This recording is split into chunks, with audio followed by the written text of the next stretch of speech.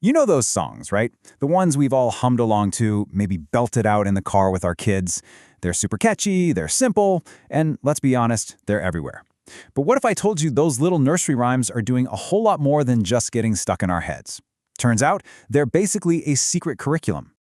I mean, think about it. What if that one song, the one you've probably heard a million times, is actually one of the most important lessons they'll ever get? Today, we're going to pull back the curtain and uncover all the amazing lessons hiding in these simple tunes. We're talking about everything from learning colors to figuring out big, complicated feelings. So, let's start with how these songs help kids discover the world. First things first, how do these catchy little songs help kids make sense of this huge, sometimes confusing world? Well, the secret ingredient is actually pretty simple: repetition. And there's no better place to see this in action than with one of the first things we all learn: colors. Let's take The Color Song as an example. It starts with a simple line, but notice that little phrase, "just for me." That's so smart, right? It's not just saying, "here's the color red." It's making it personal, making it special for the child who's listening. And then the pattern kicks in. See how the sentence pretty much stays the same? The only thing that changes is the color word. This whole structure is designed to isolate the brand new word, green, which makes it super easy for a little brain to lock onto. And we see it again with yellow. This really isn't just a song, you know? It's a brilliantly designed lesson. That repetition works like a set of musical flashcards, teaching the new word without ever feeling like a boring old drill. It's just learning that feels like play. And just like that, the method works. In less than a minute, a kid gets introduced to 4 different colors in a way that's totally fun, super engaging, and just perfect for memorization. But knowing the word blue is really only the beginning. So after you learn the word, the next big step is connecting that word to something in the real world. The word blue has to actually mean something you can see and touch. This is called object association, and yep, you guessed it, there's a song for that too. The Surprise Eggs song is absolutely perfect for this. It turns learning into a little game. The song doesn't just say, "here's a red egg." It asks, "what's inside?" And then, surprise, it's a red car. A blue egg has a blue shark. It's this brilliant 2-for-1 lesson. You're reinforcing the color and teaching a new noun at the exact same time.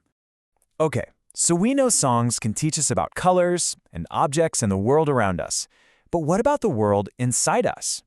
Well, rhymes are also incredible for teaching kids how to take care of themselves, how to get through daily routines, and even how to handle scary feelings. For a little kid, getting a scrape or a bump can feel like the end of the world. It's not just the pain, it's the shock of it, the fear.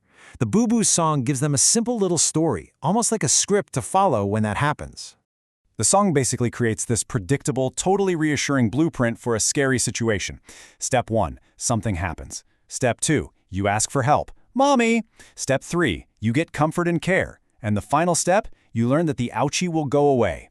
It takes a moment of pure panic and turns it into a process you can understand and get through.